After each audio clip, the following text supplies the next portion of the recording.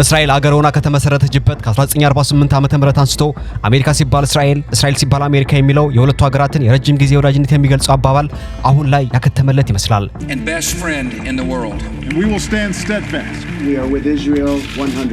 ዶናልድ ትራምፕ ለመጀመሪያ ጊዜ የአሜሪካ ፕሬዝዳንት ሲሆኑ ኢየሩሳሌም የሁለቱ ሀገራትን ማለትም የእስራኤልና የፓለስቲን ዋና ከተማ ሳትሆን የእስራኤል ብቻ ናት ማለታቸውና ከዚያም ባለፈ ደግሞ 99% የሚሆነው የእስራኤል ሕዝብ እኔ ፕሬዝዳንት እንደሆን ይፈልጋሉ ሲሉ የነበረው ዘረኛውና እብዱ ዶናልድ ትራምፕ ሌላ አማርኛ ሰሞኑን ማውራት ጀምሯል።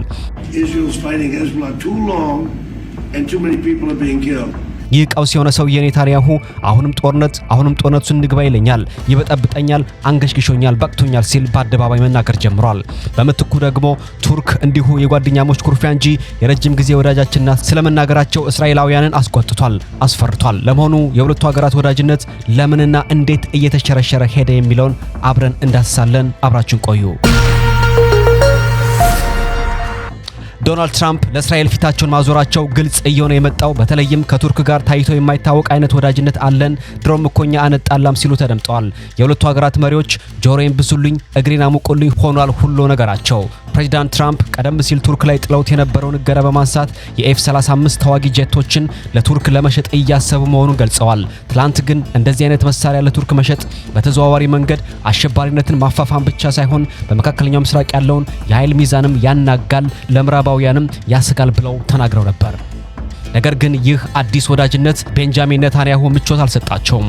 ከድሮም ኔታንያሁ አሁን ላይ ዋናው ጠላታችን ቱርክ ናት፣ ከሷ ጋር ጦርነት የማይቀር ነው ሲሉ ተደምጧል። ይህም ደግሞ በተለይም በርካታ መንፈሳዊ መሪዎች ሲተነብዩት የቆዩትን ማለትም እስራኤል ከቱርክ ጋር የማይቀር ደም መፋሰስ አለባት፣ የጊዜ ጉዳይ ነው እንጂ ከዚህም በኋላ አዲስ አይነት የዓለም የኃይል ሚዛን አሰላለፍ በምድራችን ላይ ይከናወናል ሲሉ ተደምጠዋል። በዚህ ምክንያት ይመስላል ጠቅላይ ሚኒስትር ኔታንያሁ አይኑ ፈጠጠ ጥርሱ ገጠጠ። ስለ ዶናልድ ትራምፕና ኤርዶጋን ፊት ገጥመው ወዳጅነን ስለማለታቸው ምን ታስባለ ተብለው ሲጠየቁ እንደዚህ ብለው መልሰዋል።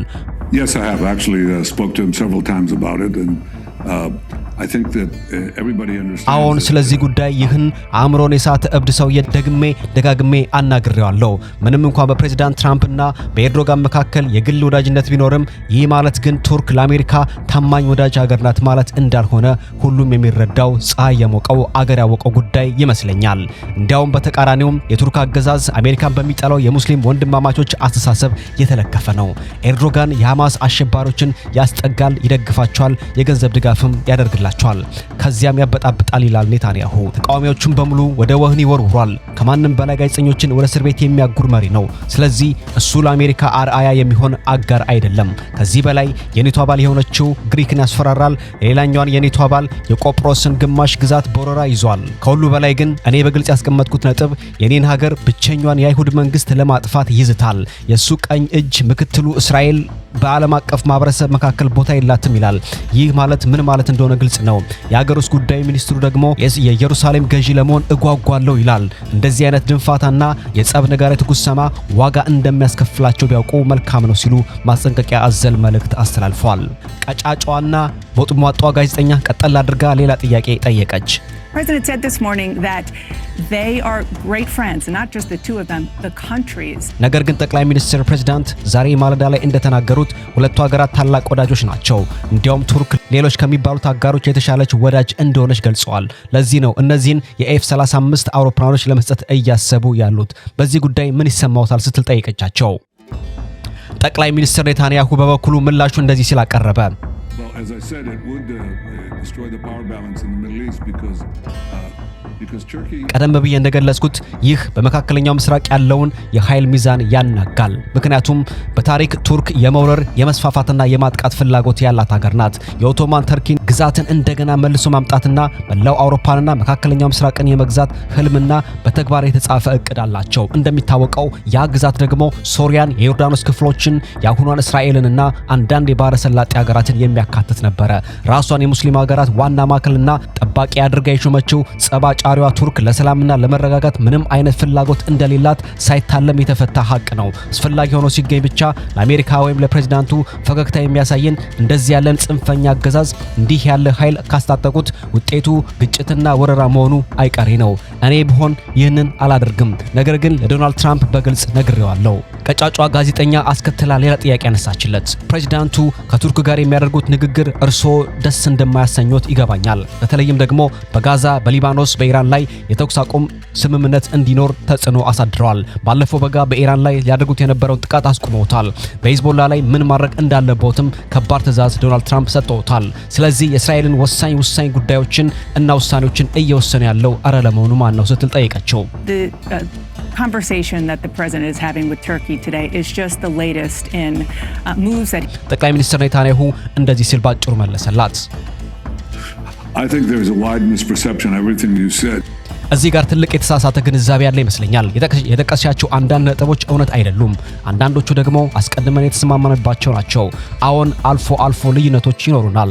እሱ የአሜሪካ ፕሬዝዳንት ነው፣ ለአሜሪካ የሚበጀውን ያደርጋል። እኔ ደግሞ የእስራኤል ጠቅላይ ሚኒስትር ነኝ፣ ለእስራኤል የሚበጀውን አደርጋለሁ። አብዛኛውን ጊዜ ጥቅሞቻችን ተመሳሳይ ናቸው። ምንም የተለየ ነገር የለም። ፕሬዝዳንቱን ላመሰግነው ይገባል። ነገር ግን የጋራ ጠላታችን የሆነችውን ኢራንን ለመመከት ግዙፍ የአሜሪካ ኃይል አሰልፏል። ኢራን ሞት ለእስራኤል ሞት ለአሜሪካ የምትል መንጫ እና ጨቅጫቃ ሀገር ናት። እኛ እርምጃ ባንወስድ ኖሮ እስካሁን የኒውክሌር ባለቤት ይሆኑ ነበር። ያንን መሳሪያ ደግሞ በእስራኤል ላይ ብቻ ሳይሆን በአሜሪካ ላይም ከመጠቀም ወደ ኋላ አይሉም። ስለዚህ በትልልቅ ጉዳዮች ላይ ሐሳባችን አንድ ነው። አሜሪካ ለእስራኤል፣ እስራኤልም ለአሜሪካ ከማንም በላይ ታማኝ አጋሮች ናቸው።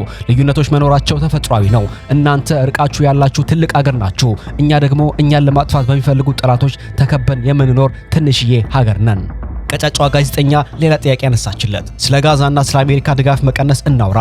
የጋሉፕ ጥናቶች እንደሚያሳዩት ለእስራኤል የሚሰጠው ድጋፍ እየቀነሰ እየሄደ ነው። ስለዚህ ለዚህ መቀነስ የእርሶ መንግስት ተጠያቂነት የለበትም ወይስ ምክንያቱ ምንድነው ስትል ጥያቄ ይጠይቃለች። Iran for a moment, sir. President Trump said the memorandum of understanding with Iran. የቤንጃሚን ኔታንያሁን ምላሽ ከመስማታችን በፊት አንድ ነገር በታሪክ ወደ ኋላ ተመልሼ ልንገራችሁ። በአሜሪካ ታሪክ ለመጀመሪያ ጊዜ አብዛኛው የአሜሪካ ነዋሪ ከእስራኤል ይልቅ ለፓለስቲን ወይም ደግሞ ለፍልስጤም ነዋሪዎች ድጋፍ እያሳዩ ይገኛሉ። ከዚህም በተጨማሪም የህግ አውጪው ምክር ቤት ወይም ደግሞ ሴኔት አብዛኛው አባል ወደ እስራኤል ምንም አይነት ቦምብ እንዳይሸጥ ተከራክሯል። በቃኝ ማለት በቃኝ ነው ሲሉ ተደምጠዋል። በታሪክ ስንጓዝ አይሁዶች በጨካኙና ዲያብሎስ በተጠናወተው ሂትለር ምክንያት ሲጨፈጨፉ የያኔው አሜሪካ መሪ ሃሪ ትሩማን አሜሪካ ሀገሬ እነዚህን ከሆሎኮስት የዘር ጭፍጨፋ የተረፉትን አይሁዶች የማገዝ የማትረፍ ኃላፊነት አለብኝ ብሎ ተናግረው ነበር። There was an immediate need.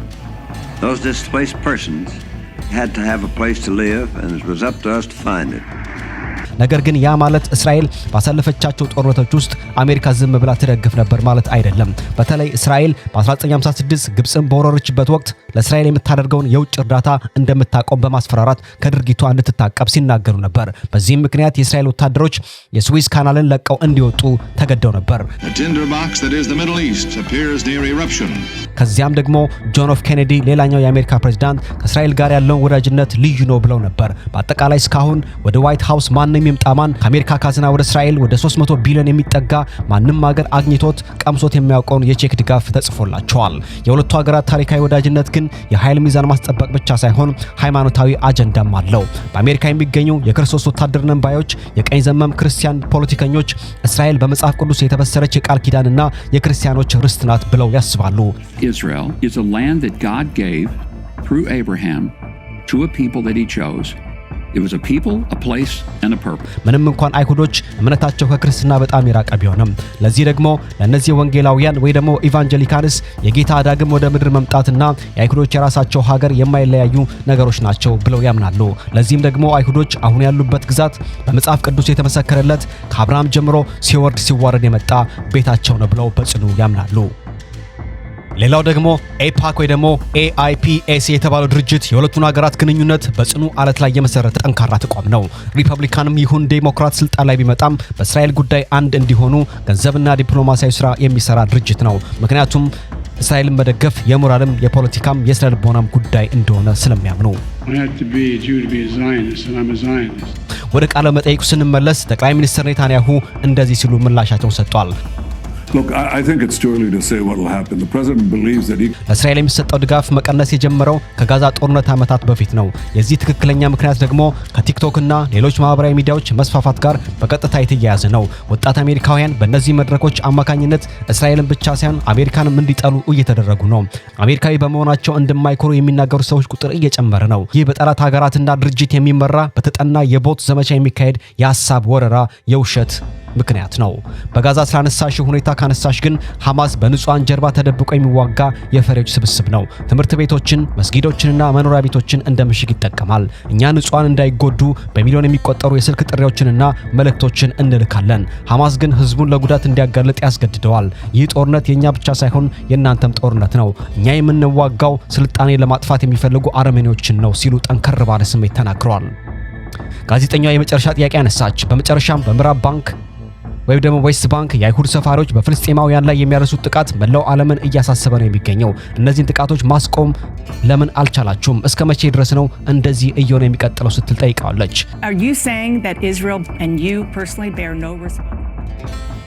ይህ ድርጊት ጥቂት የማይባሉ ስነ ስርዓት የሌላቸው ወጣቶች የሚያደርጉት ነው እንጂ የሰፋሪው ማህበረሰብ መገለጫ አይደለም ብለዋል ኔታንያሁ። Yeah, look, I think that what you're raising is how do you fight a war? አብዛኛው ሰፋሪ ህግ አክባሪና በሰራዊታችን ውስጥ የሚያገለግል ነው።